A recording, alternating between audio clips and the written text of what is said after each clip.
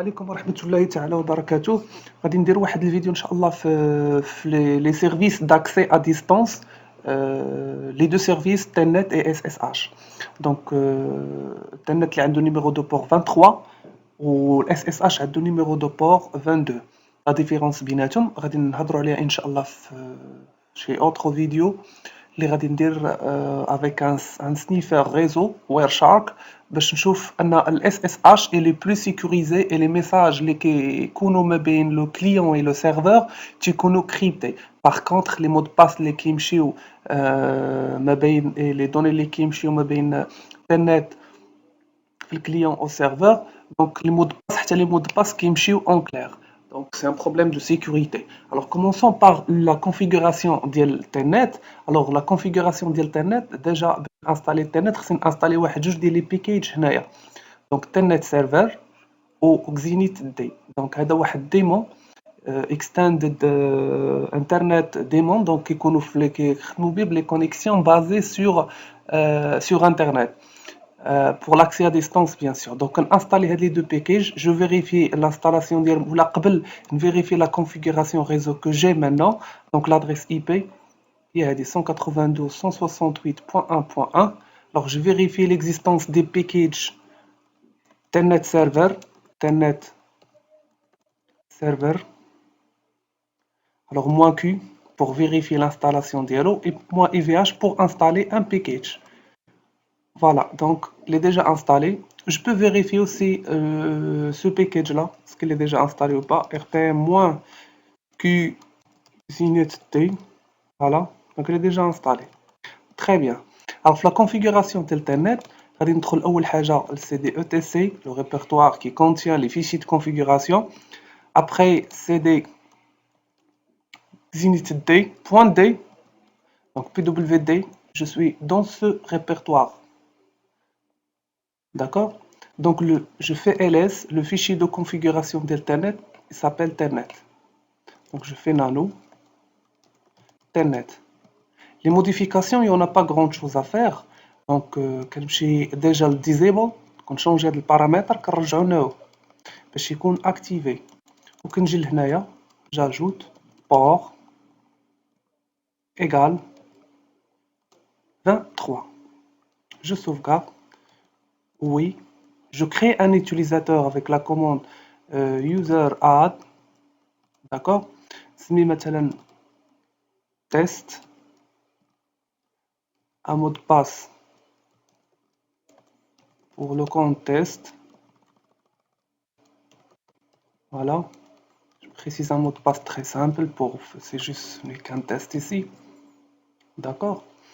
Et service Zinit D restart. Très bien.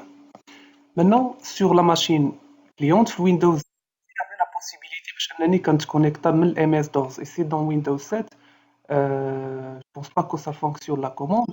Sur Linux, ça fonctionne. Donc là, je vais utiliser un utilitaire qui s'appelle PuTTY, donc qui m'offre la possibilité de me connecter à Internet, l'Airlogin ou le SSH, ou je vais configurer un routeur avec l'interface sérielle. Donc je précise, regardez Internet et je précise l'adresse IP du serveur, .1.1, voilà. Donc il me demande un utilisateur, j'ai créé un utilisateur qui s'appelle test et le mot de passe, voilà. Je suis connecté maintenant, PWD, je suis dans le home test. Je vais me connecter en tant que root. Voilà. Voilà le mot de passe de root. Très bien. Who am I? Donc, je suis root. Très bien. Donc ça, c'est ce qu'on concerne le Telnet. Le OpenSSH, donc j'installe un package qui s'appelle OpenSSH Server. وهذا donc غادي نلقى حتى parmi les packages اللي عندي هنايا le fichier de configuration ديالو. Donc si je fais par exemple cd point donc pwd, je suis dans le répertoire OTC, c'est ce que je cherche. Alors j'entre le SSH, voilà, ls, donc le fichier de configuration de SSH ou le SSHD config. Quelles sont les modifications les كندير aussi في هذه الفيديو ما ركزتش بزاف على لا سيكوريتي يعني après باش نتعمقوا شويه في الاس اس اش ce n'est que quelques modifications basiques donc غادي ندخل لهذا الفيشي sshd config voilà alors عندي le port 22 il s'agit de quelques commentaires donc نحيد دياز باش كتاكتيفا listen adresse je précise l'adresse IP ديال السيرفر 192.168.1.1 ok d'accord عندي هنا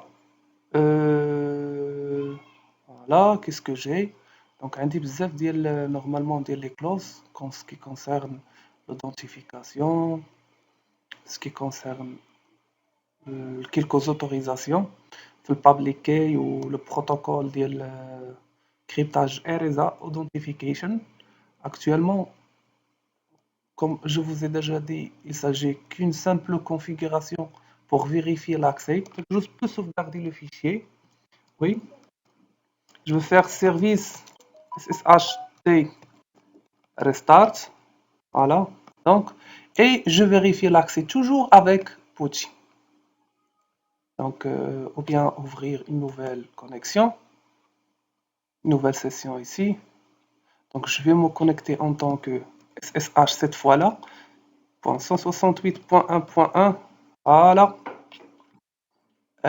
network error je vais vérifier qu'est-ce que j'ai comme configuration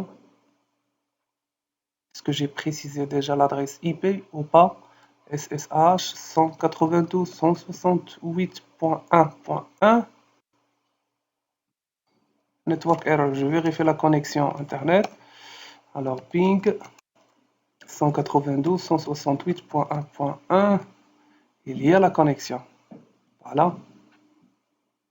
donc qu'est-ce que je fais dans le fichier de configuration je fais listen address donc هنا فين خطأت هنا عطيته une autre adresse ok donc l'adresse IP du serveur c'est 1 alors service restart parce que démarrage ok il a déjà démarré parce que cas stop donc ici je vais vérifier encore une fois donc la connexion marche parfaitement et l'adresse IP du serveur c'est ok donc 192.168.1.1 voilà